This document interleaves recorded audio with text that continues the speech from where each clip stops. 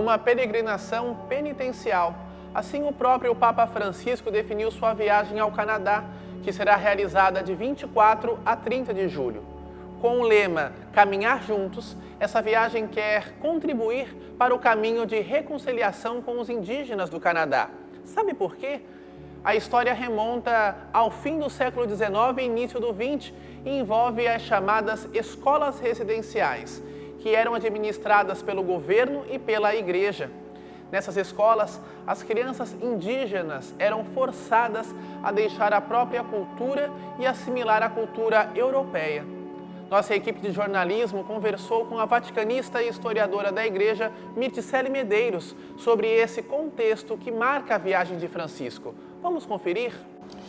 Bom, a situação é bastante grave e complexa e foi isso que levou o Papa Francisco a marcar uma viagem apostólica para o Canadá. A principal motivação é essa. A gente sabe que quando o Papa marca uma viagem apostólica, ele vai para se encontrar com os católicos do país ou para se encontrar, no caso do Papa Francisco, que segue aí uma geopolítica das periferias, para se encontrar com as minorias religiosas, como a gente viu em outras viagens apostólicas. No caso do Canadá, é um caminho de reconciliação que o Papa Francisco tem feito questão de trilhar, e começou no Vaticano, entre março e abril deste ano. Ele recebeu os membros, os representantes dessas grandes etnias, e agora estará no país justamente para, digamos assim, coroar todo esse período de reaproximação entre esses membros das comunidades indígenas e o próprio Vaticano. Inicialmente, os membros das Primeiras Nações, da Associação das Primeiras Nações, como são chamados, eles solicitaram que a igreja no Canadá se retratasse sobre a questão, mas não só a igreja local se retratou, como o próprio Papa Francisco.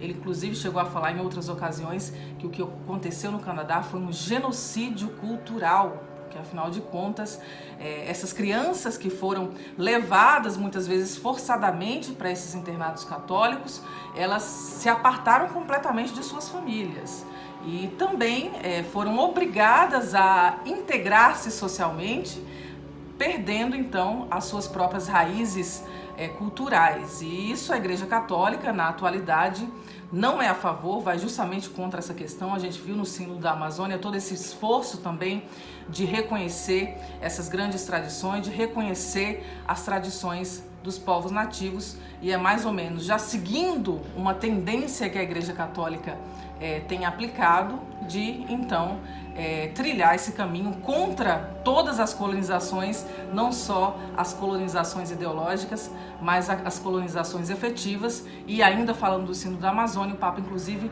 pediu perdão por causa das atrocidades realizadas durante o processo de colonização, do qual o Brasil faz parte, como nós sabemos, e tantas outras nações. Bom, tanto o Papa Francisco quanto o secretário de Estado do Vaticano, o cardeal Pietro Parolin, tem dito muitas vezes que já passou o tempo de jogar os erros da igreja para debaixo dos panos. É hora de enfrentar a realidade. Tanto que o Papa Francisco, só para citar um exemplo, ele criou um escritório permanente na Santa Sé para tratar a questão dos abusos. Ele quer erradicar esse mal pela raiz, através de todas as suas reformas, através desses projetos que ele tem levado adiante. E esse processo de reconciliação com as comunidades indígenas do Canadá fazem parte de todo esse levante, digamos assim, em busca da verdade. O Papa Francisco quer que a verdade venha à luz, que ela venha à tona, porque, segundo ele, segundo o secretário de Estado, que eu faço questão de citar, porque ele também tem dito em muitas ocasiões, é de justamente promover para que essa verdade ela possa vir à luz. E o Papa conta, inclusive, com a imprensa para que isso aconteça. Antes a imprensa era vista tantas vezes como inimiga da igreja. O Papa Francisco quer fazer o caminho contrário, quer andar de mãos dadas com a imprensa, justamente para que esses casos eles possam ser descobertos, tratados e banidos do seio do catolicismo.